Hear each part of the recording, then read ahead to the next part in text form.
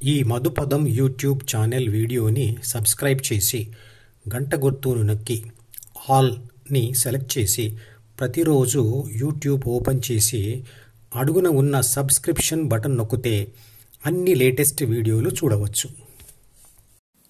తపస్సు చేయడం అంటే మనసులోని కోరికలను తిరస్కరించడం, శారీరక అనుభవాలను తిరస్కరించడం మరియు మౌనం పాటించడం.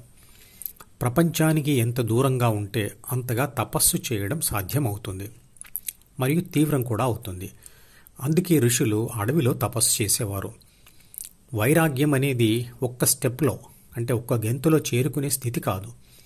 అది చాలా నెమ్మదిగా సంవత్సరాలు పట్టే ప్రక్రియ. కానీ మనసులో ఆ కోరిక దృఢంగా ఉండాలి, నిరంతరంగా ఉండాలి. చదువును, గెలుపును, పేరును, డబ్బును మరియు బంధాలను కావాలని కోరుకుంటాం. వాటి కోసం కష్టపడతాం. చివరికి వాటిలో కొన్నిటినైనా కొంతవరకైనా పట్టుకోగలుగుతాం.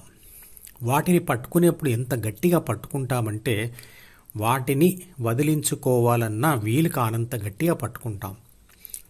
దేన్నైనా పట్టుకోవడం కష్టం కాదు, వదిలిపెట్టడమే చాలా కష్టం. ధ్యానం కోసం కాకపోయినా వృద్ధాప్యంలో మరియు వృద్ధాశ్రమంలో మానసిక కుంగుబాటు అంటే డిప్రెషన్ రాకూడదంటే వైరాగ్యం అవసరం. ఇవన్నీ నెమ్మదిగా తెలుసుకోవాలంటే సమయం ఉండదు. ఇవన్నీ ముందే తెలుసుకొని ఉండడం చాలా అవసరం.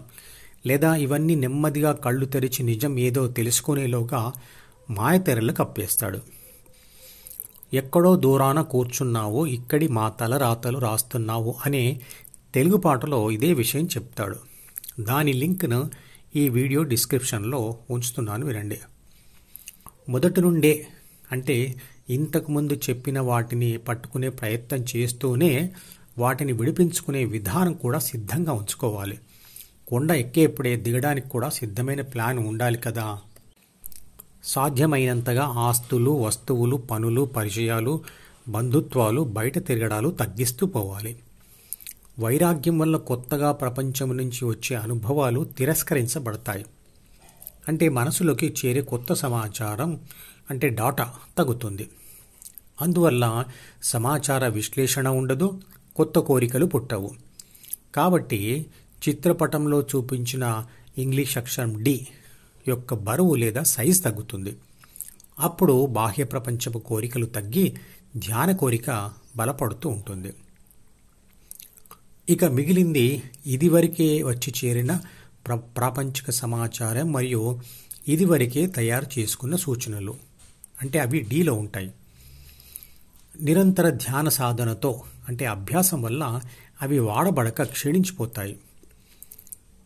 ప్రపంచ కోరికలు మరియు ధ్యాన కోరిక ఇవి రెండూ కూడా డీలోనే ఉంటాయి, కానీ అవి ఒకదానికి మరొకటి వ్యతిరేకంగా ఉంటాయి. ఏబిసి అంటే ప్రాపంచిక ఆత్మ ధ్యాన కోరికతో ధ్యానం చేస్తూ ఉంటే అంటే ఏబిసి జిహెచ్ దారిలో ఉంటే ధ్యాన అనుభవం కలుగుతూ దాని పట్ల ఆసక్తి పెరుగుతుంది, ధ్యాన కోరిక బలపడుతుంది. కానీ డిలోని మిగతా ప్రపంచ కోరికల పట్ల ఆసక్తి తగ్గుతుంది. అంటే ప్రపంచ కోరికల పట్ల వైరాగ్యం పెరుగుతుంది. వైరాగ్యం పెరుగుతుంటే ధ్యాన కోరిక మరింతగా బలపడుతూ ఉంటుంది. ఏబిసి డిలోని ప్రాపంచిక కోరికలతో గెలుస్తూ ఉంటే ధ్యాన కోరిక కలగడం అసాధ్యం. కృష్ణుడు చెప్పిన 2 మాటలు అభ్యాసము, వైరాగ్యము. ఇవి ఒకదాని మీద మరొకటి ఆధారపడి ఉంటాయి. వైరాగ్యం పెరుగుతూ ఉంటే అభ్యాసం తీవ్రం అవుతుంది. అభ్యాసం తీవ్రమైన కొద్దీ వైరాగ్యం పెరుగుతుంది.